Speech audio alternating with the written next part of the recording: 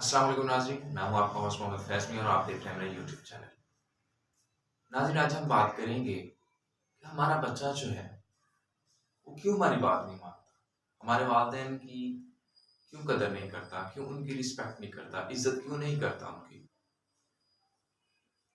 उन्हें हम हर सहूलियात देते, उन्हें हम उनकी मर्ज़ी के कपड़े लेके देते हैं, हम उनकी मर्ज़ी के स्कूल में भेजते हैं, उनके लिए कैरियर काउंसलिंग करते हैं, उनके लिए रात 12 बजे तक हम काम करते हैं, उनके लिए हम हर तरह का इन्वायरमेंट पैदा करते हैं, उन्हें होम ट्यूटर तक रख के दिए हुए हैं, बेहतरीन अकेडमीज रख के दी हुई हैं। एक बच्चे पे 20-20 हज़ार, 25-25 हज़ार, या इससे भी शायद ज़्यादा हम इन्वेस्टमेंट करते हैं।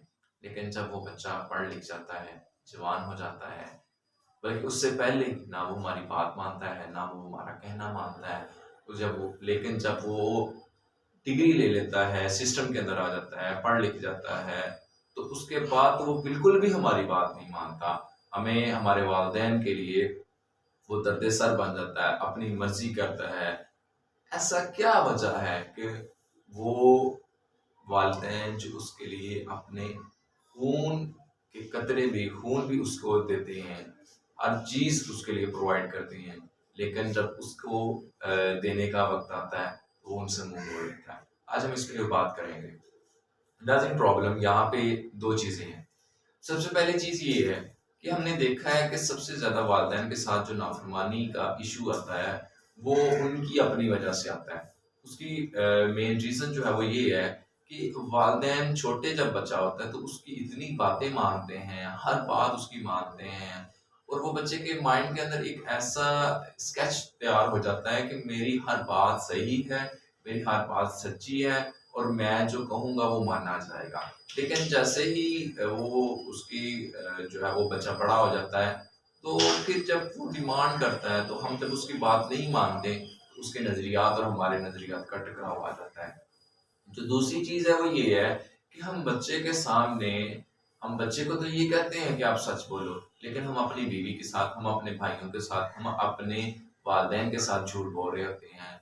हम उन्हें पेमेंट जो है, हमें अपनी तनख्वाह अपनी वालदा को और बताते हैं, वालिद को और बताते हैं, बहना को और बताते हैं, अपनी बीवी को और बताते हैं। हमने अगर ऑफिस से लेट आना है, बॉस के सामने झूठ बोलते हैं।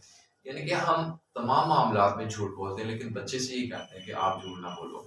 हम हर तरह की काम चोरी करते हैं, लेकिन बच्चे से कहते हैं कि काम चोरी ना करो। हम खुद को एक दूसरे के साथ जब बैठे होते हैं तो गाली गलौज, एक दूसरे के साथ हंसी मजाक में ऐसी बातें भी कर जाते हैं जो नहीं करने वाली होती, लेकिन बच्चा हमें ऑब्जर्व कर रहा होता है, तो वो चीज़ें बच्चे के ऊपर एक ऐसा इफेक्ट डालती हैं जिसकी वजह से वो बच्चा फिर क्या करता है कि, याद रखिएगा हमेशा ये बात, कि बच्चा प्रैक्टिकली जो देखता है वो करता है, जो वो सुनता है समझता है वो नहीं वो करता। हमेशा बच्चा वो करता है जो प्रैक्टिकली वो देखता है। अगर वो आपको गाली देते हुए देखेगा तो वो गाली ही देगा, अगर वो आपको नमाज पढ़ते हुए देखेगा तो फिर नमाज पढ़ेगा, झूठ बोलते हुए देखेगा तो वो झूठ बोलेगा, सच नहीं बोलेगा। तो इसलिए हमें ये देखना पड़ेगा कि हम कहाँ पे गलत हैं, हमें इस्लाम ने क्या किया। आका सल्लल्लाहु अलैहि वसल्लम ने जो है वो 40 साल तक नबूवत का ऐलान किया। हालांकि आप जो है वो तो इस जमीन पर, इस कायनात में ज़हूर से पहले भी नबी, लेकिन आपने 40 साल तक जो है वो सादिक, अमीन, लोगों की अमानतों उनके वक्त पे देते रहे हैं, सादिक रहे हैं, सच्चे रहे हैं। यानी कि हर आपने सिर्फ पहले करेक्टर बिल्डिंग की है, किरदार को, यानी कि आपने अपने आप को लोगों के अंदर पहले मनवाया है, ठीक है। तो इसके बाद अगला काम होता है। आप कभी भी, आका सल्लल्लाहु अलैहि वसल्लम ने एक वक्त में, या इस्लाम ने एक वक्त में ये नहीं कह दिया कि शराब भी छोड़ दो, झूठ भी छोड़ दो, नमाज 5 पढ़ो, 5 रोजे सारे के सारे रखो, ज़कात भी दो, हज भी करो। नहीं, स्टेप बाय। और पहले आपने खुद करके दिखाया, आपने वुजू करके दिखाया, नमाज पढ़ के बताई है, यानी किस तरह से पढ़ी जाती है। आपने सच बोलने का हुक्म दिया, तो पहले आपने 40 साल तक इसी पे काम किया, सादिक और अमीन रहे, इसी पे काम किया। इसका हुक्म दिया गया तो उससे पहले वो काम आपने किए। अगर आपने निकाह का हुक्म दिया तो आपने बताया किस तरह से करते हैं। तो ये जो चीज़ें हैं, जब तक आप प्रैक्टिकली वर्क नहीं करेंगे, आपका बच्चा आपसे کبھی بھی وہ چیز نہیں سیکھے گا جس کو آپ کہہ رہے ہیں، وہ ہمیشہ وہ چیز کرتا ہے، وہ چیز کرے گا جس کی وہ دیکھے گا، جس کو وہ آبزرو کرے گا، جس کی اس کے پاس آبزرویشن ہوگی، نہ کہ وہ جس کا آپ اس کو سکھا رہے ہیں زبانی کلامی، ایسا کبھی بھی نہیں ہوتا۔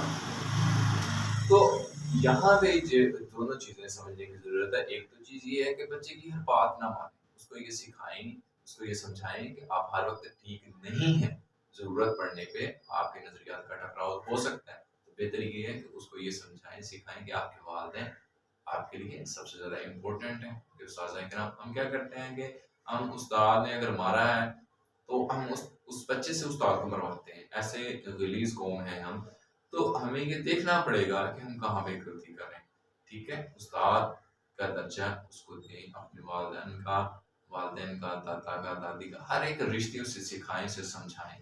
اور ہم اپنے والدین کی خدمت نہیں کرتے، لیکن بچے سے یہ ایکسپیکٹ کر رہے ہوتے ہیں کہ وہ ہماری خدمت کرے گا۔ وہ کیسے کرے گا؟ ہم اپنے والدین کو اپنی زندگی میں ان کے گھر سے نکال دیتے ہیں، ان کو ان کے گھر سے ہی نکال دیتے ہیں، اور یہ ایکسپیکٹ کر رہے ہوتے ہیں کہ ہمارا بچہ ہمارے ساتھ انصاف کرے گا، تو ڈیفینیٹلی وہ انصاف ہی کرتا ہے کہ ہمیں بھی وہ بھی نکال دیتا ہے۔ تو یہ چیزیں جو ہیں کہ بچہ بات کیوں نہیں مانتا، یہ اس کے ذمہ دار ہم خود ہیں۔ آپ کے ساتھ دوبارہ نیکسٹ بات ہوگی انشاءاللہ کل۔